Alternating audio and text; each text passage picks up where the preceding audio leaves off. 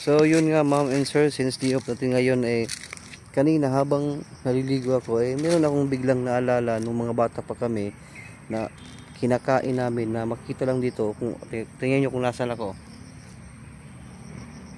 Ngayon nahanapin natin yun. Sigurado ako hindi nila alam na nakakain pala yun. Kasi nung mga bata kami, ito yung lagi namin kinakain noon dito lang makikita sa ang gato sa kagubatan. Ngayon hahanapin natin yun kasi parang namimiss ko lang naman na kainin at saka gusto kong masubukan din nila na matikman yung kung ano bang lasa nito.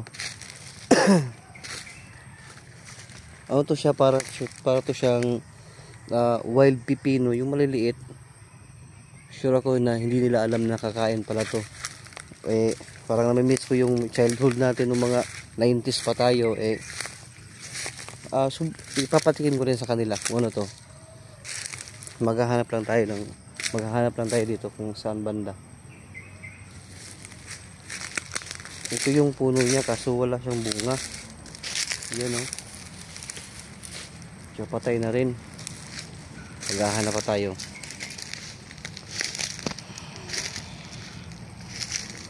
Tapos mamaya pag namin kakain kami, sasabihin ko sa kanila, kumakain ba kayo ng pipino? Pero hindi na alam yung wild pipino na makikita lang sa kagubatan. Sobrang liit lang po nito pero ito yung kinakain kadalasan ng mga ibon. Parang wala yata dito Maghanap tayo dito.